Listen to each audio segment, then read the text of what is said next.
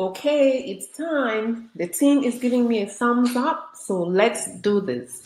Hey there, everybody. My name is Dr. Enaka Yembe, and this webinar is about intermittent fasting.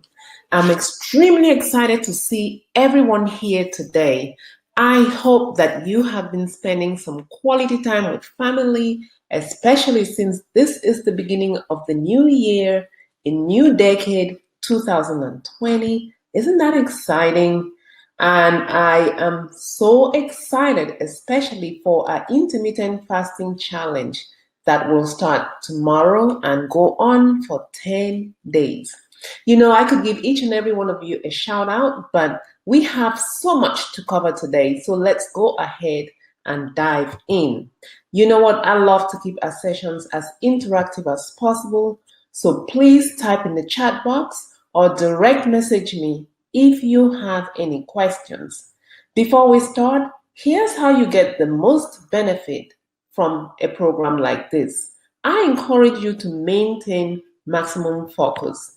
I strongly encourage you to shut down all other tabs that may be open, close down social media, grab a pen and paper because you will want to write down all the important tips and strategies that we share together during this 1 hour or so that we have. My promise to you is that if you stay focused and not multitask, you walk away armed with several tools necessary for a successful intermittent fast. Before we go in depth, for those of you who don't know me, let me tell you a little bit about myself. My name is Dr. Enaka Yembe. I am a board-certified family medicine physician, currently practicing general medicine and emergency medicine in Louisiana. As a result of almost 15 years in medical practice, I have touched the lives of over 30,000 patients and their families. I actually started weight loss coaching in 2006 when I opened my first practice. That is my number one all-time passion, just coaching people and helping them lose weight and get healthy. So isn't it ironic that all of my life I struggled with obesity? I was one of those babies who was born at almost 10 pounds. I grew up into a very chubby child, an obese teenager, and an obese adult. I was mocked and bullied as a child, and I was very insecure and self-conscious as an adult. Well, in my early 30s, along came my two beautiful daughters, and it just seemed like after that, the excess weight stuck with me. I hit an all-time low in 2010. At that time, I was about my heaviest, almost 300 pounds. My life was changed forever by a tragic accident. I lost my youngest brother in an accident. At that time, I was almost 300 pounds. My blood sugar was high. My cholesterol was high. My blood pressure was elevated. And I was worried, and I was so determined that I did not want to watch my father bury another child. So I made a decision to change my ways and start losing weight. Of course, through my life, I had tried multiple diets that failed, but this time I went to the gym seriously. I also started working with a nutritionist at some point. I exercise regularly, I followed a healthy eating plan, and at one point, after everything had failed, I became so frustrated because fast forward, this was about 2017. 7 years later, 7 years after working hard, I had done several 5Ks, multiple half marathons. I had even done a couple of marathons. But in 2017, I was almost back to my starting weight. By this time, however, I had crossed the age of 50 and menopause was here. And it seemed like just everything slowed down. I was very frustrated, but I was not ready to give up. So I changed my plans and started some research. I dug deep into the hows and the whys of weight loss. And I realized that several things that I was doing personally and actually coaching my patients on were actually the wrong things. I dug deep into why I wasn't losing weight and how and what I needed to do. And I took all that I learned over a 9-year span. I took all that and applied to myself and actually demystified and debunked and condensed everything into an effective, practical 6-step method called the Evolve method. This information has been tested and proven on myself. It transformed my life and the lives of several of my patients and my coaching clients as well. About a year ago, I heard about this intermittent fasting.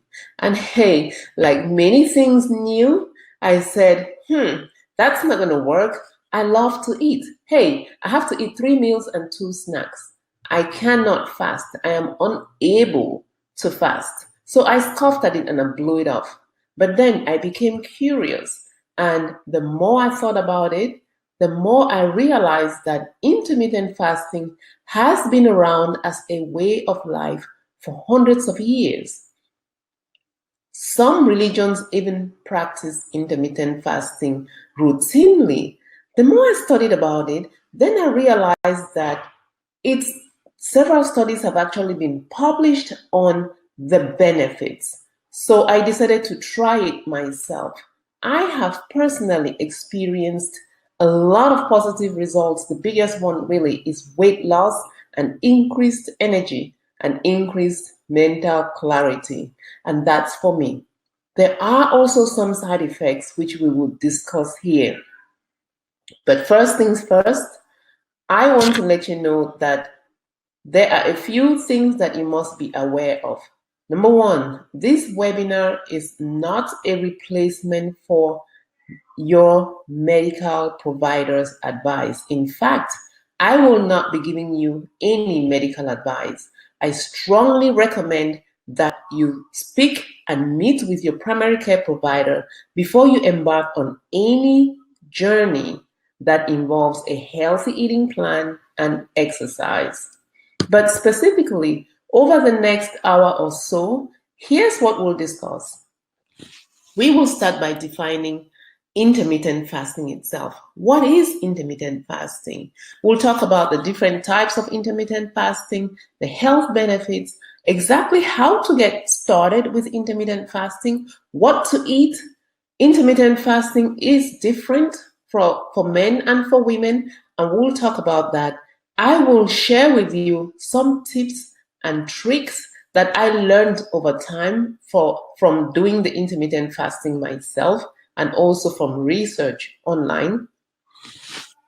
And then we'll discuss some reported side effects. There are some side effects to everything.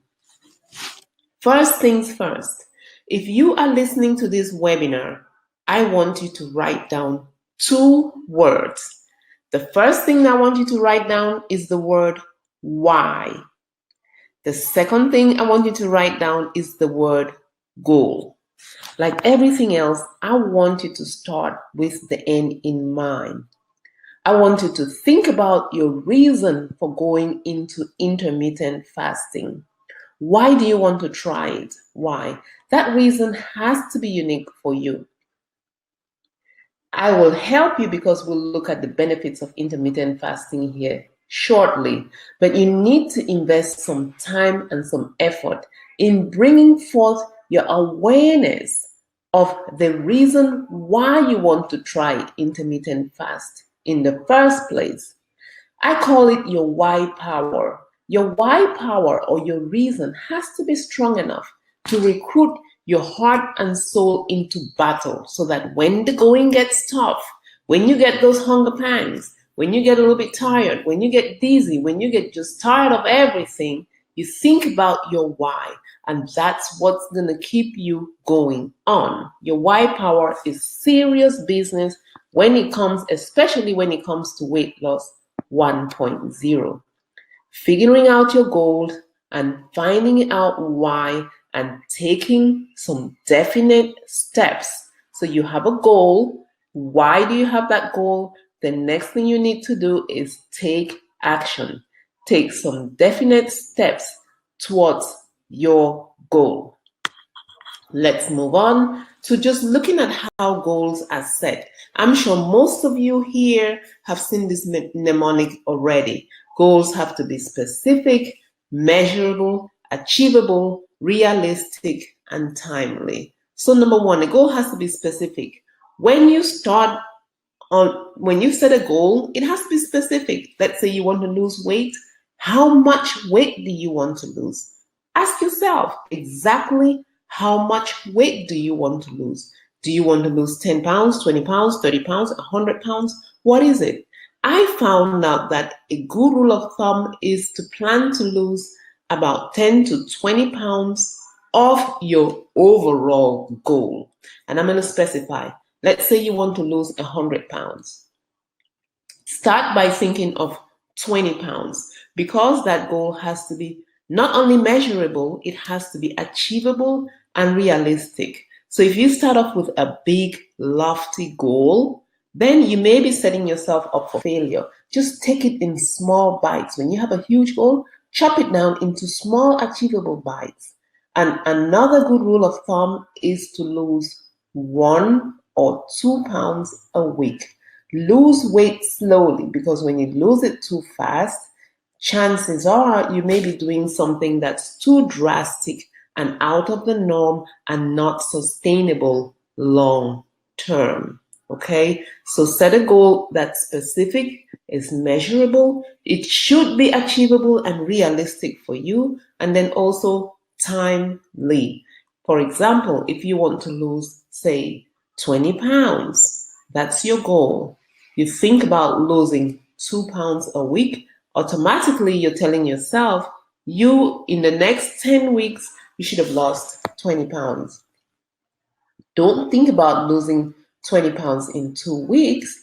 That means that you'll be doing something too drastic and just not sustainable for a long time. I want to encourage you, every single journey or every single thing that you start when it comes to especially a weight loss journey should be sustainable for life. Whatever you're doing now, you should be able to continue doing that 5 years from now. So now let's get to the fun part of this presentation. What is intermittent fasting? Intermittent fasting is also known as scheduled eating. It's not a diet, it's just a timed eating, meal timing, meal schedules. You start eating now, you stop eating at a certain point. Very important to understand that intermittent fasting is just timed eating. It is not a diet plan, it is not caloric restriction. So that's why you have to have your goals on your mind at all times. The New England Journal of Medicine really looked into intermittent fasting and its health benefits. They studied several laboratory animals as well as humans, and their data is very strong and convincing. And also the American Heart Association states that intermittent fasting may produce weight loss. Why? Because it reduces insulin resistance and it will lower the cardiometabolic disease risk. So it's very important that you understand why are you trying to go into intermittent fasting. If you want to reduce your weight, fine. If you don't have to lose weight and you just want to be healthy, fine. We would soon look at the benefits of intermittent fasting. Now, before we go too far, let's talk about who should not be doing intermittent fasting. This slide here is very important. If the thought of fasting makes you feel anxious, depressed, then intermittent fasting may not be for you. Plus, if you have struggled with a major eating disorder like bulimia, please, intermittent fasting may not be for you either. Definitely, if you are pregnant, breastfeeding, or planning to become pregnant, if you are planning to become pregnant, please do not do an intermittent fast. And before the end of this slide, this presentation, you will understand why. Now, if you also are older with medical problems, older means above the age of 65, please do not do intermittent fasting.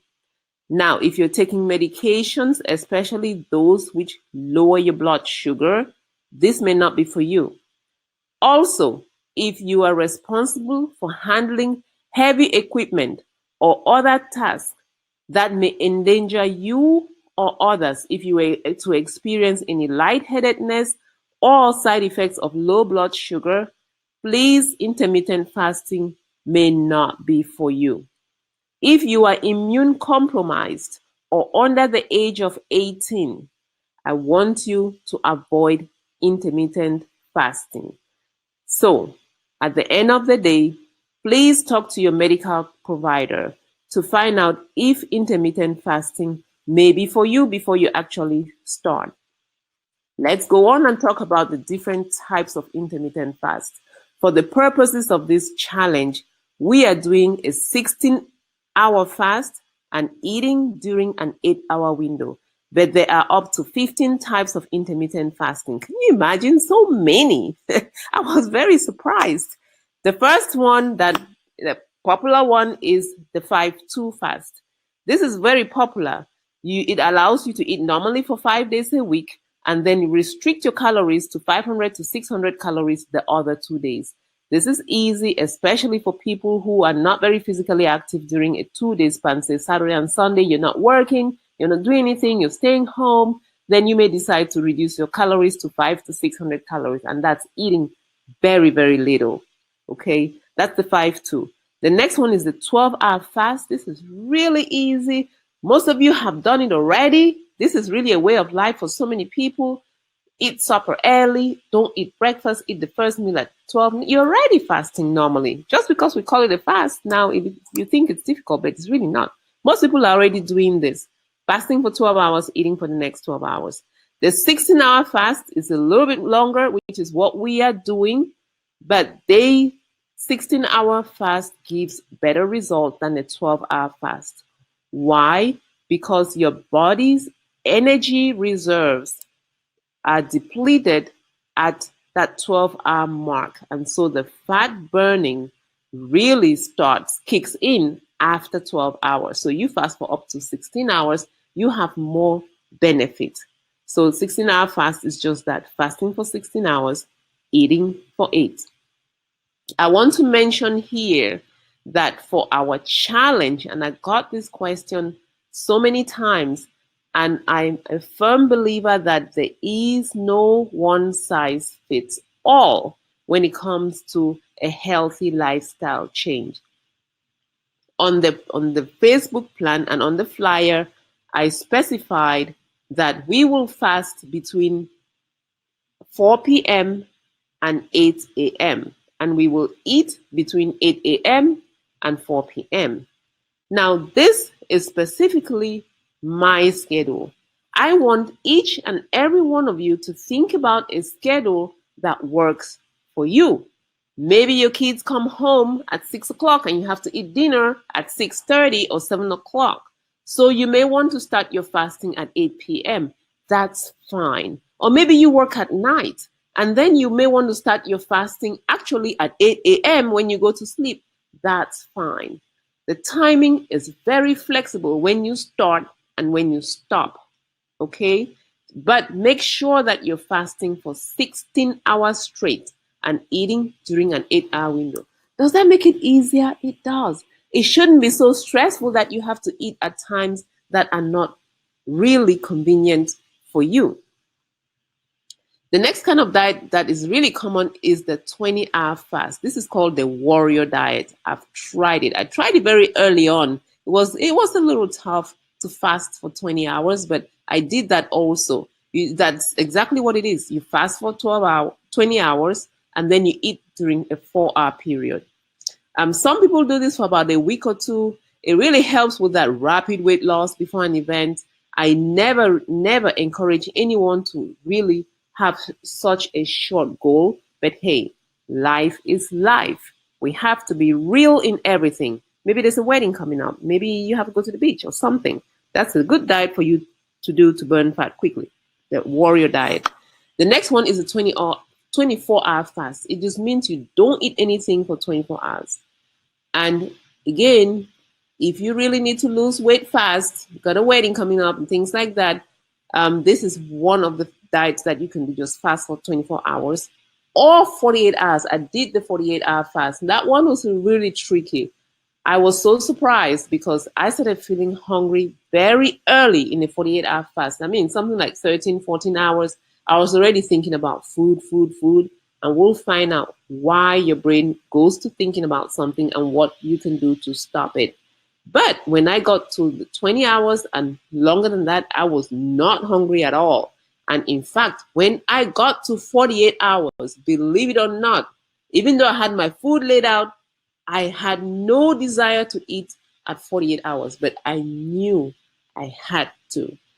And we'll talk about that later on also. Another kind of fasting is just skipping random meals here and there. You just skip a meal, and next thing you know, you've stayed for a long period of time without eating. Some people fast on alternate days, just skip fast today, eat tomorrow, and things like that.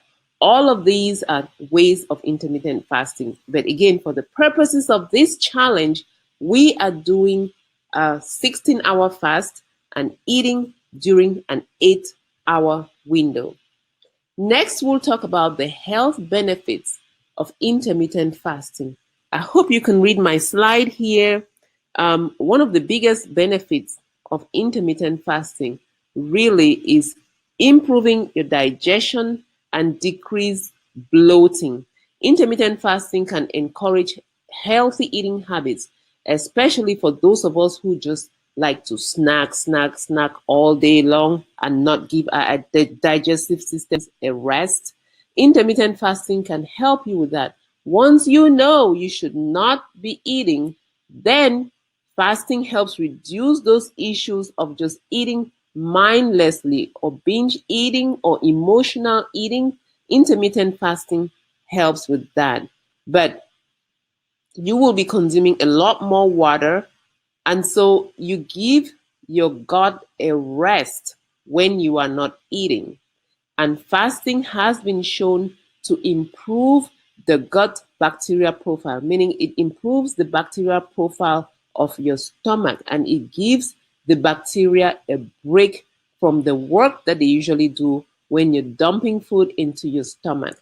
The fasting period also allows the lining of your stomach, of your bowel, to heal and recover. And this overall improves its function in filtering toxins and pathogens when you ingest them. And it also helps with decreased inflammation. So because you're not eating, the bowel itself is not inflamed. Excuse me. Secondly, the most important fact which I thrive on is the weight loss benefits that you get from intermittent fasting. When you fast, after 12 hours, your body's glucose storage reserves in the liver, those are depleted. So your body has no choice but to turn to fat and start burning it. And I recommend a fasted exercise, meaning if you exercise routinely, try to exercise after your 12-hour fast. No, you're not going to feel dizzy. You're not going to be tired. It's just 12 hours. 12-hour fasting is not going to starve your whole body. But because you do not have any glucose reserves, your body is steadily burning fat if you exercise after fasting for 12 hours. So it's really, really interesting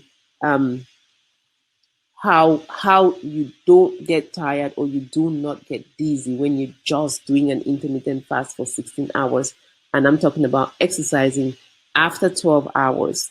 The formula to weight loss is really very simple, very, very simple.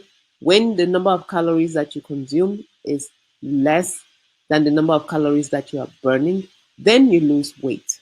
Studies have shown that also that there's a hormone called the human growth hormone.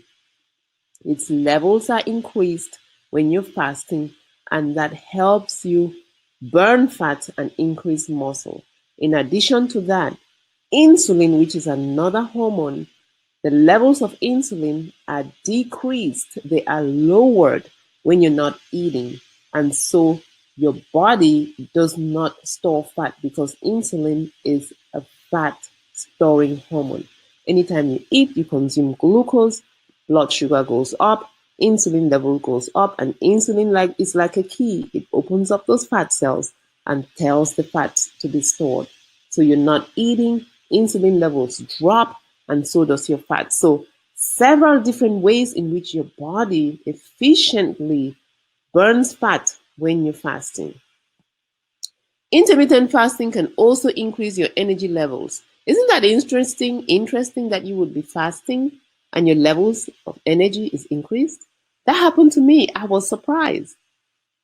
People who are fasting, when you are not eating, because you're not eating and you're not eating some of the heavy and fatty foods that we tend to eat all the time, and because we are fasting now and we are generally smarter, we're making lighter meal choices, we tend to have a higher energy level because number one, we're using fat for energy. Number two, we're not consuming the things that make us feel bloated, that just make us feel heavy. And also, when we are fasting, our body is producing ketones. So we have an overall higher efficiency of energy production. So you tend to have more energy when you're fasting. Fasting also helps you develop mental clarity and improves your focus. Why?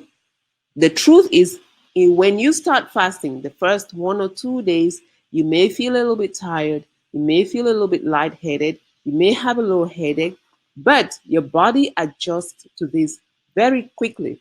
Excuse me. And then it starts to produce what we call catecholamines, and this is a stimulating hormone that is reduced when you are fasting. And so your brain experiences a boost during this intermittent fasting. And so you have mental clarity. Okay. And there are other things here on this slide, that intermittent fasting helps with. I hope you can see this, but you're going to have the replay. But we'll move on to how exactly do you go about intermittent fast? What do I do then? I'm just going to quickly go through this. Number one, like we talked about, what is your goal? Have a goal. Do you want to do this because you want to lose weight? What's your reason? Do you want to have just overall better function? Do you want to have more energy? Do you want to give your bowels some rest and just feel better overall? What's your reason? You have to really have a goal. If you cannot identify a personal goal, chances are when you start feeling hungry or hangry, or if you start feeling tired or lightheaded, you're done at that point. But when you have a goal and you say, you know what, I want to do this for 10 days because I want to see exactly how much weight I can lose. The first time I did an intermittent fast for 5 days, I lost 3 pounds. I was very, very impressed. And I know that part of that could be water weight. That's true. But at the end of the day, when I head out to lose weight, I will take water weight, any kind of weight that comes off my body. So what is your reason? Your ultimate goal is what is going to power you through those difficult times. Pick a method. That's the second thing you have to do. For the purposes of this challenge, it's a no-brainer. We already picked the 16-8 method. Next, I want you to think about what is your goal? Do you want to lose fat? If you want to lose fat, you should be consuming fewer carbohydrates. Remember, listen to that, how I said fewer. I did not say no carbohydrates. I said fewer carbohydrates. Consume more protein. And yes, you do want to consume fat. Okay? If you want to maintain, then yes, consume about an equal amount of all 3 macronutrients, main food groups. If you want to build muscle, you need a lot of energy to do that. So you should be consuming some protein, a little bit more protein, a little bit more carbohydrate because you will be working hard at building your muscle, and then consume a lot less fat if you want to build muscle. I always say I don't like to count calories. I don't like to be calculating things. I just don't like to do that. So, for the purposes of the intermittent fast, I just encourage you to eat sensibly. And if you can eat whole foods, so foods that are lightly processed, that's the way to go. The next thing, when you get started, please plan. Please plan. Otherwise, you set yourself up to crash and burn. They always say when you have a goal but no plan, then you are planning to fail. So always plan. Plan your meals. I'm very big on meal prep. Remember how I said I eat between 8 a.m. and 4 p.m.? I take all my food for the day to work every single day, and I've been doing that for about 2.5 years, relentlessly. And that has contributed, the major contributing factor to my success is my meal planning. So please plan what you are going to eat ahead of time. Make your calories count. Intermittent fasting is scheduled eating. That's all it is.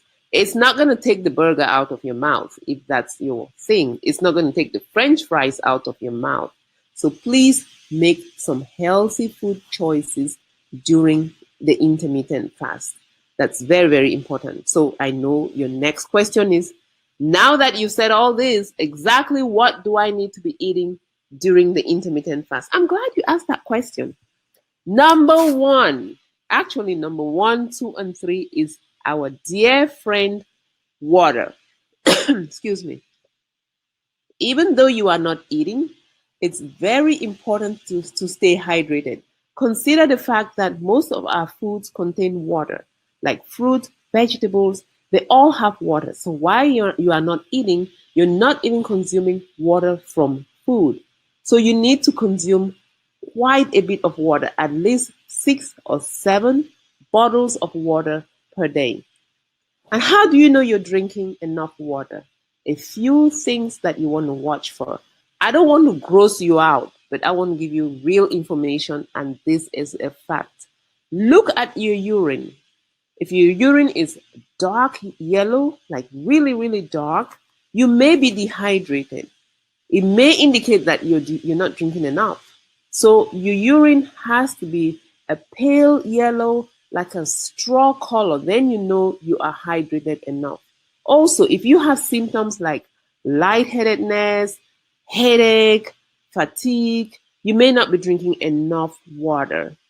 A good rule of thumb is that women generally need about 2.5 liters of water a day. Men need about 3 liters of water a day.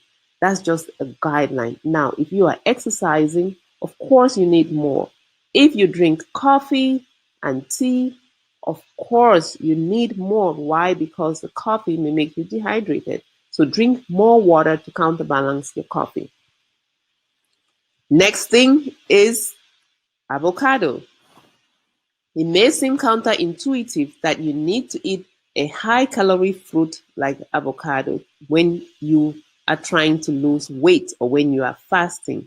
But the fact is that avocado has monounsaturated fat, and so it tends to keep you full for a few hours longer. So what I personally do is I add avocado to my evening meal because it just tends to stay in my stomach a little bit longer. That's one thing you may consider if you like eating avocado. Eat it with that last meal. It may help you. Next is fish. Fish is very high, or not very high, but it has quite a few high amounts of vitamin D. Vitamin D is one of those vitamins that are essential to our well-being. It just really helps with our hormones. It helps with our brain function. It helps with our energy levels. If you want to know more about vitamin D, let me know. I had actually done a vitamin D webinar, and I can send you the link if you want. But vitamin D is so essential for our function that the American government requires that things like milk and some juices be fortified with vitamin D before they end up in the grocery store, which is why you see milk with vitamin D. But anyway, you can find some vitamin D in fish. So please consume some fish. It would help you with nutrition. And in addition to that, fish has a lot of protein. Next are cruciferous vegetables like broccoli, Brussels sprouts, cauliflower. These are full of the F word. F for fiber. Excuse me. When you are on an intermittent fast, honestly, I like to eat things that keep my belly full. And these cruciferous vegetables will do that. I mean, some of us just get too bloated or gassy with these vegetables. If you're one of those, stay away from them. I agree. But if it doesn't cause you problems, eat some broccoli and cauliflower and things like that, because it would help you feel full so you don't get hungry easily. This next one is really going to surprise you. Potatoes. I want you to repeat after me. Not all white foods are bad. Not all white foods are bad. Case in point, studies have found out that potatoes are one of those satiating foods around, meaning they keep you full. Excuse me. So you want to eat some potatoes as part of a healthy diet, especially if you're trying to lose weight.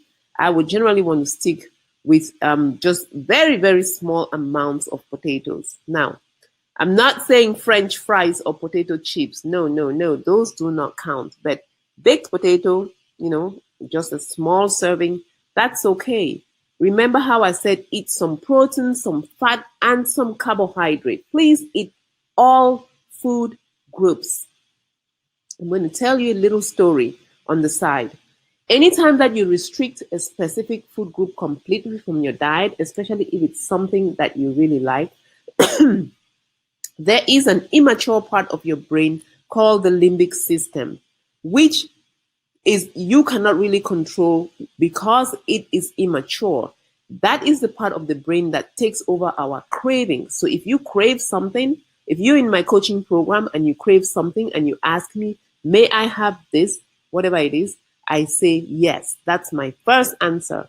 Because if you don't and you keep thinking about it, you activate your limbic system, which is not mature enough to control you. Your frontal cortex is the one that reasons, but it is weaker and smaller. And so when you crave something and crave it, it's because your limbic system is now out of control. Next thing you know, you ate the whole cake without thinking, and then you're mad at yourself. Let's not do things like that. If you really want something, right off the bat, just go ahead and take a small piece, be done with it. One little bite is not going to help you. It's taking that small bite over and over and over for a long time. That's what comes back to bite us in the butt. Okay? So French fries, potatoes, please, please, please, if you're really dying, must have, go ahead and have just a few and then get over it weekly. Don't go back there for quite a while. Next food group that's really helpful, the beans and the legumes are not going to hurt. They are low-calorie carbohydrates. They're helpful in any eating plan. The next one, probiotics. We've talked about the gut bacteria. So probiotics just really help to replenish our gut bacteria. I find one in the grocery store. It is a farmhouse culture. These are called gut shots. So the farmhouse culture, they're really perfect. It's like a 1.5 ounce shot. It's just 10 calories, but it contains 10 billion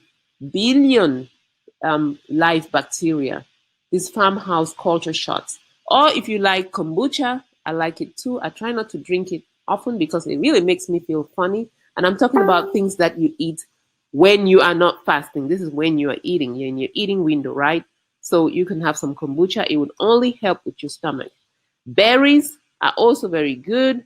These are one of the fruits we can eat. So we've talked about avocado. We've talked about berries, especially if you're trying to lose weight.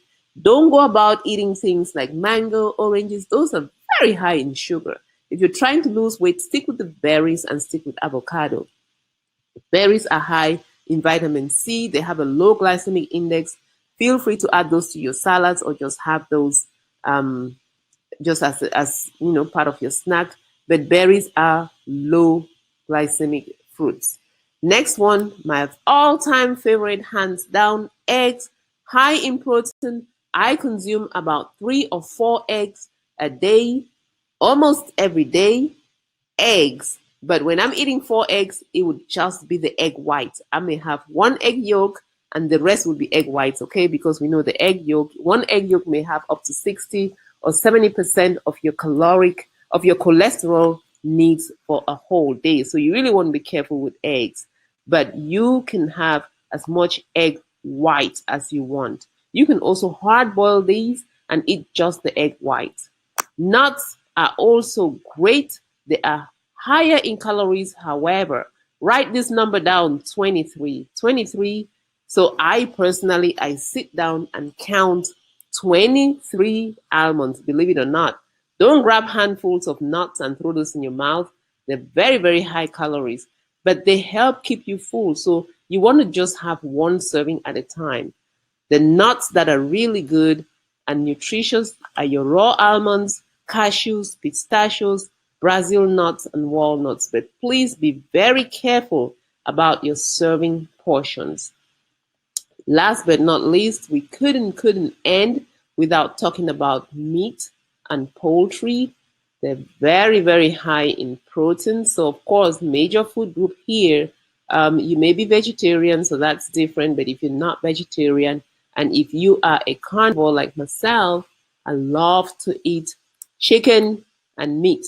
I had high cholesterol one time, so I generally go very, very slow on the meat, the red meat. But chicken breast, high protein content there, low fat. So please incorporate that in your diet as well. I just wanted to mention a few things about intermittent fasting and exercising. When you are exercising and intermittent fasting, it may work for some people and others may not feel comfortable about intermittent fasting and exercise. I want to mention again that please check with your healthcare provider before you start on any nutrition or exercise program. But it goes back to your goal. Now, if your main goal is maximizing muscle, if you are a bodybuilder, I'm not talking about just maintaining muscle tone, I'm talking about building major muscles, then intermittent fasting may not be for you. Now, if you're just a regular person like me, going to the gym and trying to maintain some muscle tone, exercising, yes, intermittent fasting is for you. In fact, I want you to still continue to lift weights because number 1, your body will benefit from lifting weight because you burn more fat. You build muscle to fuel your energy, so you end up burning more fat. And also, you will not gain that much muscle, but then you tend not to lose much muscle as well. I hope that makes sense. But the main message here is if your goal is to build major muscles, if you're an athlete and a bodybuilder, then intermittent fasting may not be for you. There is a small difference that I mentioned earlier on between men and women when it comes to intermittent fasting. And this is all about our sex hormones. Women, we are a little bit shortchanged here. So again, please listen to me carefully. If you are a female and you are trying to get pregnant, please, intermittent fasting is not for you. Why? Because the caloric restriction can can reduce the production of the female sex hormone. What that does, it can cause your ovaries to shrink a little bit and cause your cycles to be irregular. It can make you infertile. And so it's very important that women who are trying to conceive, who are trying to get pregnant, stay away from intermittent fasting. However, if you're like me, you're postmenopausal, or you're done with childbearing, then you will not have this problem, because even if your hormones fluctuate, it doesn't matter. You're doing this for weight loss.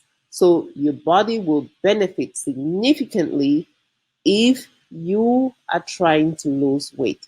That's really the main problem here with women who are trying to get pregnant. Intermittent fasting is not for you because the female sex hormone is down regulated and out of balance when you are fasting. The women are really, really sensitive to starvation because of the hormone, the sex hormones. Okay. Some women are extra sensitive because fasting or when you're not eating, your hunger hormones like leptin and ghrelin are ramped up. And what happens is you experience more hunger. The way to calm this down, however, is just to drink a lot more water. And this is for women who are not trying to get pregnant. I cannot emphasize this enough. If you're not sure you're trying to get pregnant, please seek the advice of your medical provider first. It's really, really important. Really, really important. I'm so passionate about women who are trying to conceive. Me, for example, that does not apply. Now, on the other hand, our men are so lucky. They are lucky when it comes to weight loss and lucky for everything, including intermittent fasting. If you are a male, you are lucky because intermittent fasting is actually beneficial for men. Why? Because short bouting of fasting has been proven to increase testosterone production. I'm going to leave that right there. But that's what intermittent fasting does for men. I'm going to give you a few tips and tricks here that may help you to be successful in your intermittent fasting. The very first one is how to break a fast. By breaking your fast, what I mean is, what do you do when you come to the end of your fasting? Don't do what I did the first few times. In fact, when I started fasting the very first time, I copied somebody's YouTube video. What she was doing was she would break her fast with a bowl of fruit and a handful of nuts. And I said, wow, finally, I can have some fruit, any kind of fruit. So that's exactly what I did. I went to the grocery store, bought a bunch of fruit, made some fruit salad, put it in my refrigerator, and in the morning, I got a bowl of it, took that to work. And when I ate that, my stomach cramped so bad. I mean, it was just horrible. I had all these sharp pains in my stomach. I was nauseated. It was not good. So I went, and I have learned through research and experience that breaking your fast with liquids is the best way to go. And this is where your bone broth comes in, what we talked about. The reason why is because your stomach shrinks. It gets smaller during your fast, and your digestive system takes a short break and actually goes to sleep a little bit. So when you reintroduce nutrition, you need to do it slowly and gently. So breaking your fast with a liquid meal is the best way to go. So bone broth is very, very nutritious. Bone broth, and add some MCT oil to that, and I can also send you information on MCT oil. Keep in mind, MCT oil is an oil, so it's very high in calories, so you really want to measure it out and just not pour it blindly. 1 tablespoon of MCT oil may have up to 160 calories, so you need just 1 tablespoon of that. But first, take in 1 serving of bone broth and a tablespoon of MCT oil. Wait about an hour for your body and your bowel to wake up and feel good and happy before you eat a meal. Now, if say bone broth is not your thing, because when I took that bone broth from the store first time, I mean, it just rubbed all my taste buds were just crazy, and I couldn't do it a second time. You can also try things like overnight oats, just make them really, really soft and runny. But just try something that's liquid and not solid right off the bat. If you exercise towards the end of your fast and you have to break your fast right after exercise, then you can also try like a protein shake.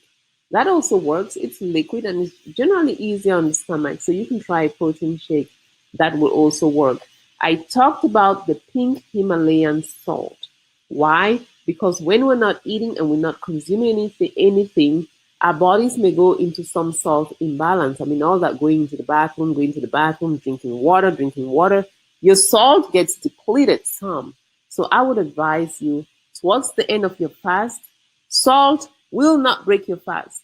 So when you get into about hour 14 or 15, just take the pink Himalayan salt, which is the most natural and unprocessed salt. Just shake that into your bottle of water. What I do, because I really honestly cannot stand it, the taste of that salty water, I put a small amount of water and about 3 or 4 shakes of my Himalayan salt, stir it up and drink it real fast. That helps just balance your salt in your body. So it's very, very helpful. Another trick, another very important thing is to avoid processed foods. So cook with whole foods, meaning unprocessed foods. Probiotics with or before your first meal, they really help with your stomach. Consume your meal slowly. Consume your meal slowly. I've talked about mindful eating in the past. I'm not sure if I have a video on that, but mindful eating is really important. One of the reasons why we are overweight in the first place is because we eat without thinking and we eat too fast, and then we don't really spend time just appreciating the food that we have. When you start to think about your eating to nourish your body and you're really grateful to God for giving you this food and for really putting you in a position to appreciate your meal, then things start to change. Your body starts to change because all of a sudden you start to eat slowly. When you eat slowly, you end up consuming less calories. Again, stay hydrated, and let's talk about what you can drink. You can drink water during an intermittent fast. It is not going to break your fast. You can drink unsweetened tea. In fact, green tea has been shown to be beneficial. So if you can stand the taste of green tea, and I personally had to do a little bit of research to find the green tea that was acceptable for my taste buds. Not all green teas taste the same. I found out that when I started doing intermittent fasting. So if you try one green tea and it doesn't work, do not give up, please. Just keep looking. You may find one that's mild enough for you to be able to stand. Black coffee is also acceptable. I'm a very big coffee drinker. I like strong black coffee. But when I started fasting and I realized I cannot add any kind of sweetener into my coffee during my fasting period because it will break my fast, then what I did was I watered down my coffee. I make it not as strong and very, very hot. And it was easier for me to drink it that way. So just work it out. If you're a coffee drinker like me and you just feel like you have to have some sugar or creamer, wait until you're not fasting. Wait for your 8-hour eating window. Okay? Anything other than water, unsweetened tea, and black coffee, anything other than that is not allowed during your fasting period. It will break your fast. So the things like the crystal light powders or all those will break your fast for sure. Concentrate on really eating some healthy meals. Remember how I said the intermittent fasting is just scheduled time eating. It's not going to jump in there and slap that burger down from your hand. So be very mindful about what you're eating. And please, please, please keep it healthy. Next, let's look at the bad and the ugly. Everything has side effects that I want you to be aware of. Number 1, increase in kidney stones or gout. And these happen because you may be a little bit more dehydrated during your intermittent fast. And so you may experience more gout flaring up and more kidney stones. The way to control your kidney stones really is to drink water. Now, these are the people who need to drink about a gallon of water a day, especially if you are prone to kidney stones, please, please, please make an effort to drink a lot more water. And the same with gout. Now, one thing that may happen is that you may feel your stomach growling. Actually, your stomach may start barking and rumbling during your fasting periods, especially if you're somebody like me who was used to just constantly grazing, eating something small all day long. The good news is you can take some active steps to keep that hunger in check. Number one, during the fasting period, avoid looking at food. Don't put on the food channel on TV and start watching all that good food being cooked. Of course, you're going to be tempted. Try not to smell food. So, if you need to cook, cook during your eating window. Don't cook when you're fasting. Come on. What happens when you think about food, when you smell it? What happens is your body can get ready to receive the food, and you can actually trigger the release of gastric acid into your stomach. And so, grrr, you feel hungry and that stomach starts growling. Why? Because you have gastric acid secretion already in response to what you're thinking, what you're looking at, or what you're smelling. So let's try not to do that. So if you really need to, and you're having those hunger pangs, I want you to drink a lot of water. Next, you may have the urge to overeat when you are not fasting. This is why I tell you to try to eat mindfully. The truth is that when you are fasting for 16 hours, automatically you have eliminated one of your regular meals. Maybe it's breakfast, maybe it was supper, but you have eliminated one, or because your time for eating is so restricted, you may not be able to eat all the things that you normally think you need to eat. And so some people just go overboard. Now they say, wow, I have just 8 hours to eat, so I'm going to eat. And next thing you know, you've consumed too many calories. Let's try not to do that. How do you do that? By eating those things that we know keep us full longer and have a lot more fiber. The next thing that can happen, and we've talked about this already, you may experience some dizziness. That's one of the side effects, or headaches or fatigue because of intermittent fasting. So the way to counteract that is to drink more water. Guess what? The first or second days are always the hardest. Your body is very smart. Day number 3, it gets easy. Just stick with it. Sometimes you may feel a little bit groggy. Why? Because your body now is running on less energy than usual. But once your body gets used to it, remember those catecholamines that we talked about that are released when you're fasting? Now you start to experience an energy boost. So that's why I encourage you to drink green tea and coffee, and also drink a lot of water. Most importantly, stay with it. Your body gets used to everything and you will be just fine, especially if your doctor says it's okay for you to continue with this intermittent fast. There's one thing that happens to some people though, they get really irritable. The same biochemistry that regulates the mood also regulates our appetite. So sometimes with nutrient consumption, when it may affect some neurotransmitters like dopamine and serotonin. If you've ever looked up anything that has to do with depression or with anxiety, you must have come across these two hormones, dopamine and serotonin. So when you are down regulating your appetite, meaning you are in a fasting state, these hormones may also be down regulated as well. And then you start to have some mood swings. The way to counterbalance that again is to eat a nice, balanced, healthy diet during your eating window, and also get enough sleep. Sleep has been shown to be linked with our mood. So sometimes we feel a little bit moody, or we're having these mood swings and we're thinking it's just the fasting. It may not be. It may be something else like stress, which may have nothing to do with the fasting, or it may be due to lack of sleep. I cannot end without talking about alcohol. Alcohol,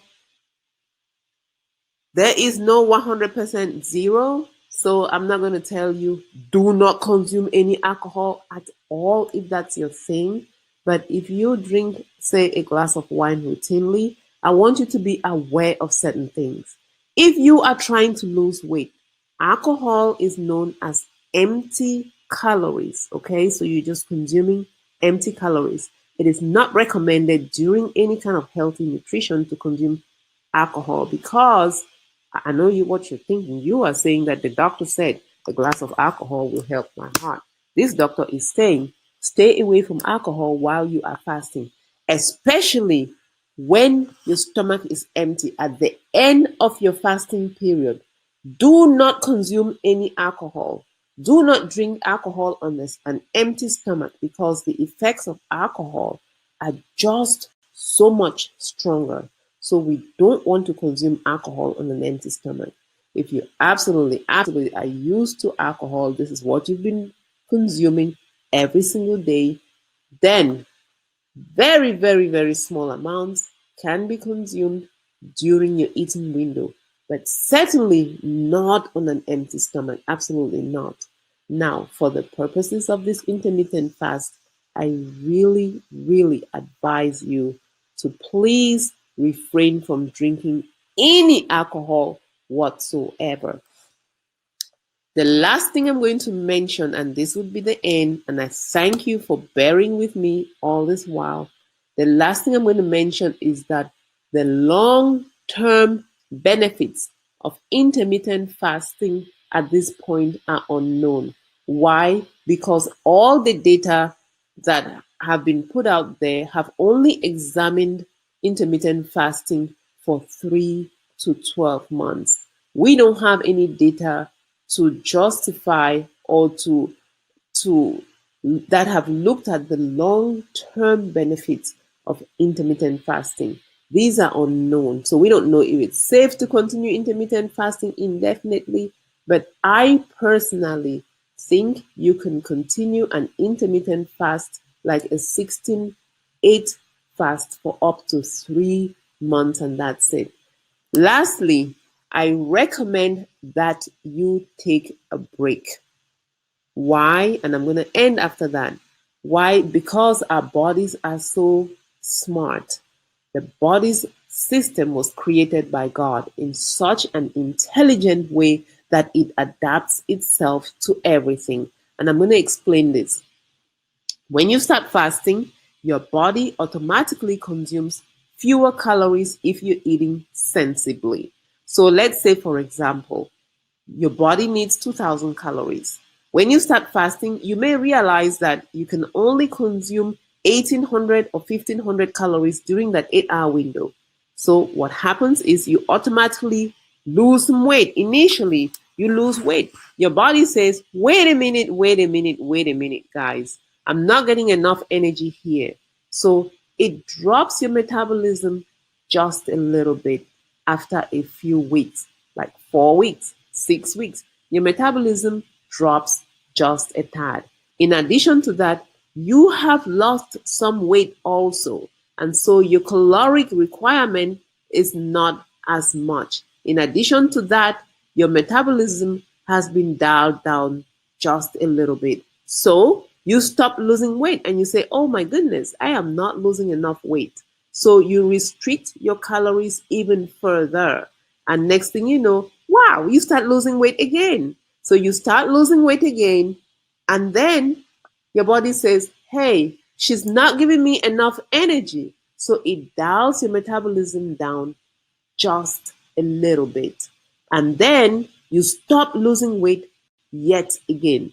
By this time, you have lost some weight, and so your caloric requirements are not as much. And so you are a die-hard person. You're telling yourself, I am determined to lose this weight. And so you cut back on your eating even further. And next thing you know, you start losing weight again. If you continue on this cycle, you get to a point where you just can't keep up because you're consuming so little and your body says, nope, nope, I'm not going to give up anything else. I'm holding on to this. And then you get tired and frustrated, you throw in the towel. Next thing you know, you're back to square one. This is why I recommend that you only do an intermittent fasting for a short period of time. 3 months is the maximum.